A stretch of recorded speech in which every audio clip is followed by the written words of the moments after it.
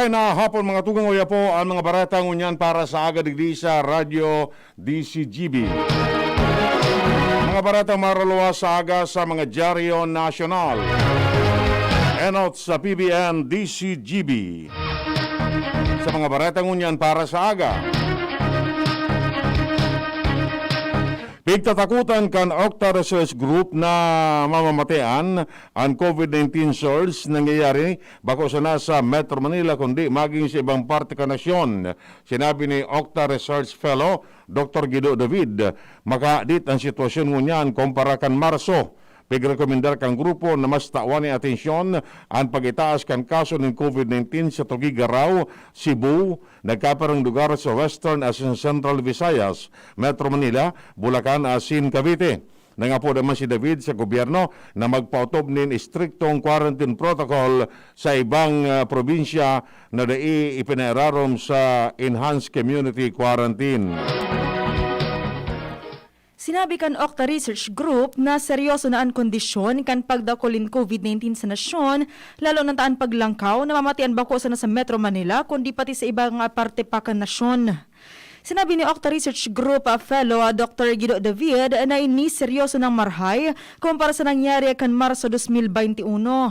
Ang rason na kan magkaigwanin paglangkaw kan Marso dahilan sa Alpha as in Beta variants, lalo na sa National Capital Region, alagad, nagluwas na nagdakulman ang kaso sa ibang parte ka nasyon. Sinda nagrekomendar na tawanin atensyon ang pagdakulin kaso kan COVID-19 sa Tugigaraw City, Cebu City, as in iba pang lugar sa Western as in Central Visayas, Metro Manila, Bulacan as in Cavite. May aras tanto si Hans Galera may dagdag na istorya. Hans, kamen. Nadakop na kan mga otoridad na dalawang personang nasa likod tan panahabas sa mayor kan Katayngan Masbate. Susong sa impormasyong ipinaabot kan Kampo General sa Minolang na pagkahapon. Sinabi ninda na kana nakalihis na Agosto 10, 2021 sa Barangay Poblacion Katayngan Masbate na basan mismo sa iyang harong. Si Mayor Felipe Cabatanya kana sambitan ng munisipyo asin ini ipinaabot man sa kaaraman kan Katayngan Municipal Police Station. Susog sa biktimang alkalde na kuha o kay natabag sa iyang residensya na iyaon mismo sa iyang harong ang kantidad na 230,000 pesos na pigkompesto ni man lang inlain na klase nin mamahalin na o mahal na pangaalahas sa mga tseke. Sigun sa mga otoridad, nagkondusir sinda nin operasyon para madakop ang mga suspetsadong namidbidan na sinda alisata minandag i Maroho 27 anyos ni at sinsarong alias Jerry na minor de edad sa nasambitan ng lugar. Nangunyan, nasa kustodyo na kan mga otoridad ang mga nasambitan ng persona, mantang nagpapasalamat ngunyan si Alkalde Cabatanya kan Katayngan Masbate sa espersus na ginibo kan Masbate Police Provincial Police Office sa Sinman kan Kampo General sa Minola. Dagdag na Bareta, Ans Galero, DZGB. Miaras tanto da ipa ipigrekomendar kan Department of Science and Technology ang pagbakuna sa mga jóvenes. Inapisar kan naglalangkaw na numero kan mga jóvenes na pigtatamaan kan COVID-19 sa nasyon. Ipinaliwanag ni DOST Philippine Council for Health Research and Development Executive Director Dr. Jaime Montoya na maski pwedeng maulakitan ng virus ang mga aki, mild cases man sana ang mga ining. Base ini sa datos na nakukuakan DOST maging sa ibang mga nasyon. Sa ngunyan, mantenidong prioridad kang gobyerno ang pagbakuna sa mga nasa high-risk group, aron kan mga healthcare workers, senior citizens, asin may mga comorbidities, lalo na limitado pa man girara ang supply ng COVID-19 vaccine. Kinontra kan mga vaccine experts ang pagbabakuna sa mga aki asin mga jóvenes kontra sa COVID-19 sa taho kan patakot kan Delta variant. Sinabi ni Dr. Jaime Montoya, Executive Director kan Department of Science and Technology Philippine Council for Health Research and Development, na iniyan sa indang konklusyon na matapos magkaigwanin pagtiripon. Siyang sinabi na iniyan consensus sa recommendation kan All Experts Group na day magrekomendar nin bakuna sa mga oras na ini asin isabay sa prioridad.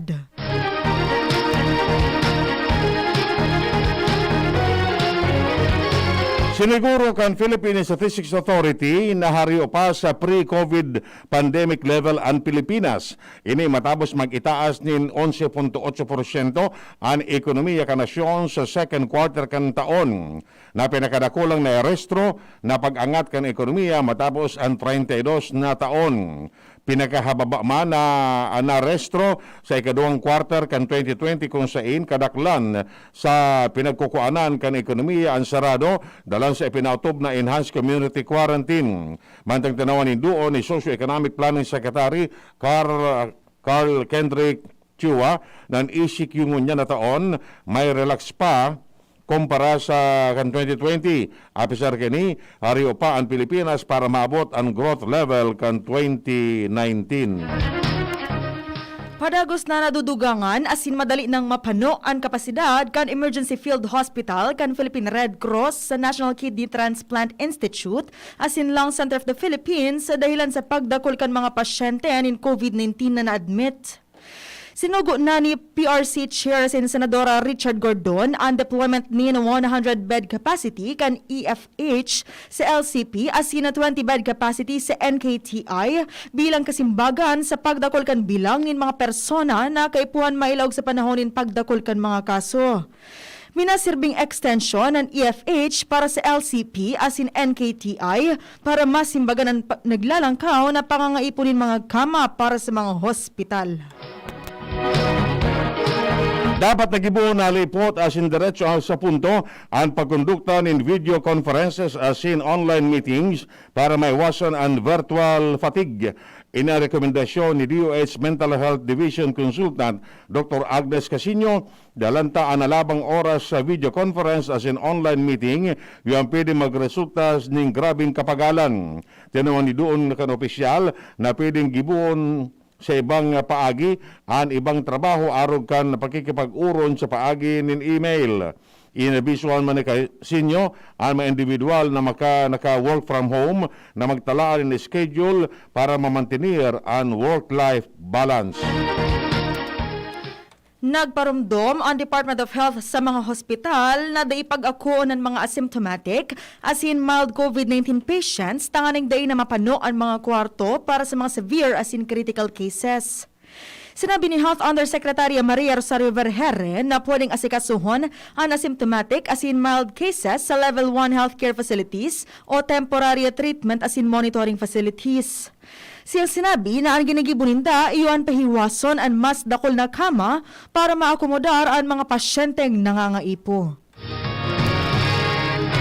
Nakukompromiso na ang performance sa trabaho kan mga nurses dalan sa karakol na pasyenteng bigasikaso kan mga ini sa tahaw kan pagitaas kan kaso ng COVID-19 sa nasyon. Sigun kay Filipino Nurses United Secretary General Jocelyn Andamon na nakakaalakit asin makamundo ang sitwasyon. Kan mga nurses lalo na nag-iitaas na naman ang kaso ng COVID-19 ngunyan. Sinabi niyang ordinaryo na tulo sa code anom na COVID patient ang piga sa kaso din sa rong nurse alagad ngunyan uminabot na sa 10 hasta 12 pasyente ano man ang sitwasyon kini.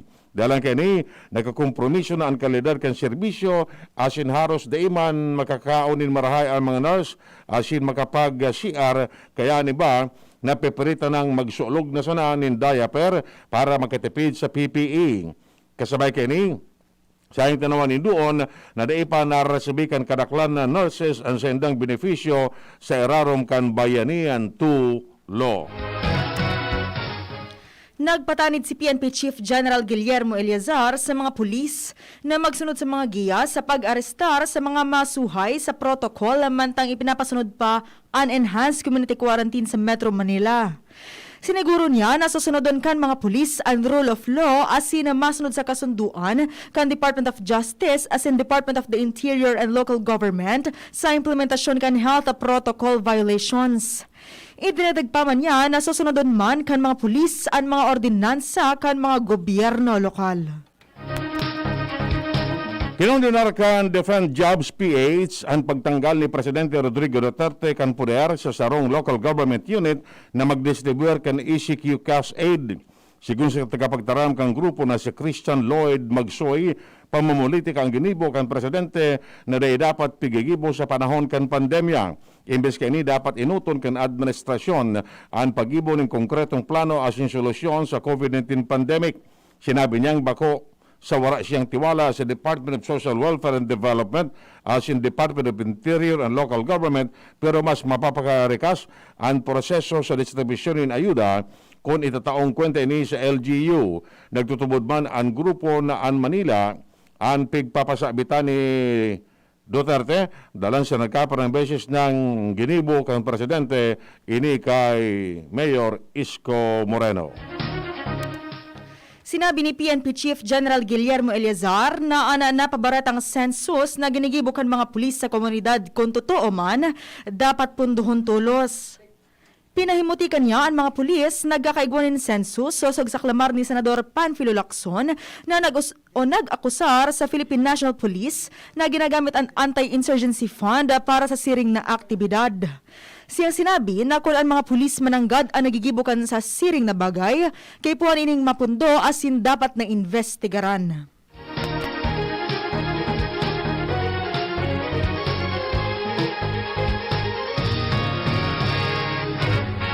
Puminalag ang Partidong Aksyon Demokratiko sa mga pagdangog o padangog ni Presidente Rodrigo Duterte may kinaraman sa distribusyon in ayuda sa mga residentes na napiktaran kan enhanced community quarantine. Ang Aksyon Demokratiko, ang partido na miyembro si Manila Mayor Isko Moreno. Sigun sa partido, kung ang syudad din Manila ang pigpapuntirya ni Duterte, may kukonsiderar ining imposible. Ini sa rason na mismong ang Department of Interior and Local Government ang nagsabing efisyente asin timely ang distribusyon in ayuda duman. Sa ngunyan, pangapudan kan partido kay Duterte na pundoho na ang pamumulitika asin da ipagamiton ang pandemya para ibusol ang political asin personal interest para sa sariling pamilya. Nakatutok na ang Philippine National Police sa social media accounts sa investigasyon sa pagpapalakop nin fake news na minakaw sa ninsurosoan sa mga vaccination sites sa Metro Manila. Sinabi ni PNP Chief General Guillermo Eleazar na padagosan sa indang investigasyon asin base sa initial report kan PNP Anti-Cybercrime Group, may bigbabantayan ng mga account alagad, inihilaw pang mga informasyon na kinakaipuhan pa nin validasyon. Idinagdag pa man niya na ang ACG igwa ng lead na magiging basihan sa case build-up. Sinabi ni Eleazar na nagdadamot pa nin ebidensya ang PNP para sa verifikasyon. Nagpatanid si Navota City Mayor Tubi Tiangco sa mga individual na naka-schedule para mag-receive ng COVID-19 vaccine na diin nagsisipot sa vaccination site. Nasinda ining iba-blacklist. Ini sigun kay Tiangco matapos magluwas sa ng record na maabot 500 katawo ang naka-schedule ko ta ng mabakunahan pero dahil nagborotwa. Tinawanin doon ni Tiangco na sa siring nagibo-gibo ka nagkapipira na dahil nagbubutwa sa aldaw kan sa indang vaccination na apektaran ang nagkaparang residente kan syudad na gustong-gusto ng mabakunahan. Sinabi ni Tiangco na anday mabutwa sa sinang aldaw kan pag-resibi nin bakuna mabablacklist as hindi tatawan nin bakuna sa good na dahil pa natatapos ang pagbakuna sa gabos na populasyon kan syudad. Sa tahaw kan padagos na pagdakol kan kaso nin COVID-19, sinabi ni Vice Presidente Leni Robredo na kulang asin kaipuhan pang dugangan ang testing capacity sa nasyon. Sa sinabi, nasaro sa mga rekomendasyon niya, iyoan na dugangan ang testing sa 120,000 kada aldaw. Idrindag pa man ni Robredo na kung hababa ang testing, iniyan pigsasabi niya na dapat dugangan pa. Ipinaliwanag niya na importante ang pagkakaigwan in COVID-19 testing, tangani nga ma-isolate tulos ang mga personang positibo sa siring na helang. Sa iyang tinawanin doon na dapat mas dakol ang mapairarom sa testing at tanganing mahiling kung saan ang transmission. Nagapilar ng karagdagan ng medical personnel ang gobyerno lokal kan Cebu sa taho kang padagos na pagitaas kang COVID-19 sa nasabing syudad. Sigun kay Acting Mayor Michael Rama, wala man ang problema sa ngunyan sa kapasidad kan mga kamang nakatagama para sa mga pasyente may COVID-19 alagad talagang ang kulang sana iyo ang mga tawo. Naglaom si Rama na matatabangan sinda kan gobyerno, Professional Regulation Commission, asin Medical, asin Nursing Association para masimbagan ang problema kan Cebu sa manpower. Harayupan pre-COVID-19 pandemic level ang Pilipinas base sa datos hali sa Philippine Statistics Authority. Nagsakat ang gross domestic product kan Pilipinas sa 11.8% kan Abril hasta Hunyo 2021 sa pigsasabi nga pinakahalangkaw, mantang pinakahababa man ang ikaduang quarter kan 2020 kung saan kadaklan sa pigkukuanan ka na ekonomiya sarado dahilan sa ipinapasunod na enhanced community quarantine. Tinawanin paliwanag ni Socio-Economic Planning Secretary Carl Hendrik Chua na ang ECQ ngunit na taon mas relax kumpara kan 2020. Siyang sinabi na harayo panin marhayan Pilipinas para maabot ang growth level kan 2019. Inumaw ni Finance Secretary Carlos Dominguez ang mga inisyatibo na ipinapautob ni BIR Commissioner Cesar Dulay dahil nalampasan pa kanahensya ang target collection kini apisar kan nagpapadagos na COVID-19 pandemic. Sigun kay Dominguez, dalan sa digitalization program na ipinapautob ni Dulay bago pa man ang pandemya, dahil naapektaran kay ni ang mga ipinapautob na lockdown sa operasyon as in collection kan BIR. Para sa taon 2022, ang target kan BIR makakolekta ng 1.6 trillion pesos na buwis pero nalampasan pa din asin nakakolekta ng sobra sa 1.9 trillion pesos. Poon kan Enero sa Hunyo, ngunyan na taon, nasa 10.6% kan sendang tax goal nakolekta na kan BIR. Apera kay Dominguez, inumaman ni Dulay ang mga nasa pribadong sektor. Sigun kay San Miguel Corporation President asing CEO Ramon Ang, ang dekalibreng serbisyo kan BIR ang rason kan record-breaking tax collection. Inumaman ni Federation of Filipino-Chinese Chamber of Commerce and Industry President Henry Libong ang mga programa ka na BIR sa panginganot ni Dulay kaya apisar kan pandemya nalampasan paninda ang sendang target na makolektang buwis. Siniguro man ni Dulay na sa tao kan pandemya magpapadagis manggiraray ang magayon na serbisyo kan Bureau of Internal Revenue. Sinabi ni Vice Presidente Leni Robredo na 2 beses na nindang natukar ni Senador Manny Pacquiao ang 2022 elections. Siyang sinabi na kinaoron na niya ni si Pacman bago pa ini magpasiring sa Estados Unidos, hasin mag-ooron naman na pagkauli kan senador. Ipinaliwanag ni Robredo na nagkaigwasinda ng exploratory talks ni Pacman na mantang antinokar ninda, iyon sa indang pagmati manungod sa eleksyon asin kun ano ang paninindogan. Idinagdag pa man niya na daip pa man ninda na pag-oronan kung si Isay Anso suportahan. Siyang tinawanin doon na siya naniniwala na magiging matrayumpo ang masunod nindang pag-arampangan. Mapalos na ng yellow card ang gobyerno para sa mga maabot na overseas Filipino workers na nakakompleto na ng bakuna o itong mga fully vaccinated na. Sigun sa Philippine Overseas Employment Administration, ini ang International Certificate of Vaccination o mas midbid bilang yellow card. Para man sa mga Pilipinong maduruman sa ibang nasyon na nakakompleto na ng bakuna, pwede man nining magkuha sa paagi kan pag-apply sa Bureau of Quarantine. Effective ang yellow card sa good official nang magpuon ang Certificate of Vaccination Record Portal. Nagkakatidad ang ICV ng 300 pesos na pwedeng makuha online sa paagi ng appointment sa medical service o OBS platform kan Bureau of Quarantine. Tinawanin linaw kan Bureau of Immigrations na pwede pang makabiyahe pauli sa Pilipinas ang sarong dayuhan na may kapot ng immigrant o permanent resident visa alagad nagpasok ang sa indang Certificate of Registration identity cards basta igwanin valid re-entry permits.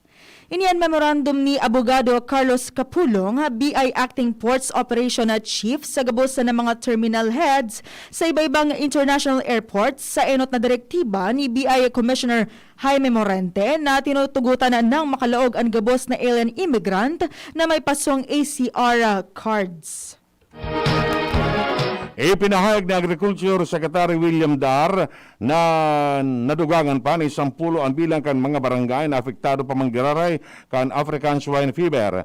Sigun kay Dar, sa senang record, nasa 29 pa ang mga barangay na restro na may aktibong kaso kan ASF sa nasyon na masalangkaw sa 19 barangay na narestro kan Hunyo. Dalang digdi, sinabi ni Dar na dakol pa manggiraray ang dapat gibuhon para dagos na ang matunaw ang nasabing virus. Katakod gani, nagpapadagos man ang pagigibong kampanya kan ahensya para sa pagbangon giraray kan hog industry sa nasyon. Mantang nagkaparasa na sa ini, ang pigdatag na kasimbagan kan ahensya sa joint hearing nin duwang komitiba kan Kamara para imbestigaran ang presyo kan karning orig sinibapang food commodities.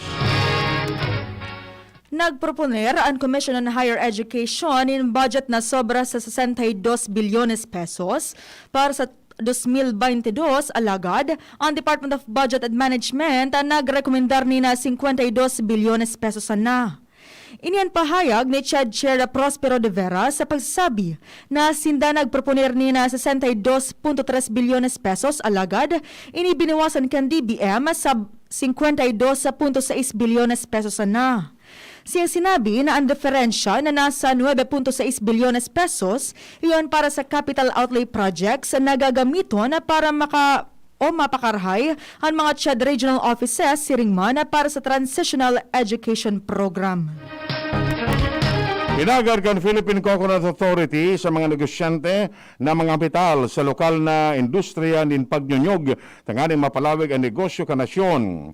Asin matabangan ang mga paratanom na maglangkauman ang sendang dilihensya sa ika-135 selebrasyon ka National Coconut Week kan Agosto 3, ipinahayag ni PCA Administrator Benjamin Madrigal na apisar kan epektong darakan COVID-19 pandemic, pwede pa manggirari na mapauswag ang industriya nin pagnyunyog. Sa ngunyan, inilansar kan ahensya ang Coconut Farmers and Industry Roadmap na magiging giya kan mga coconut farmers pasasiring sa mas maray asin patas na income kay bana na ang mga micro, small and medium enterprises. Inumaw kan Anti-Red Tape Authority ang Land Transportation Office sa matrayumpong serya nin entrapment operations kaini kontra sa mga fixers. Base sa informasyon, sa laog sa naninduang bulan na poon kan Hunyo 27 hasta Agosto 4, 47 ng fixers ang nadakop sa LTO Licensing Center sa Quezon, Pasay, San Juan, asin Caloocan City. Ang pinakusog na anti-fixing operations kan LTO, iyon enot na inisyatibo nin sarong ehensya de gobyerno apwera sa ARTA. Pati ang mga security guard na pigsasabing kasabuat kan mga fixers, tinangkas man sa indang trabaho.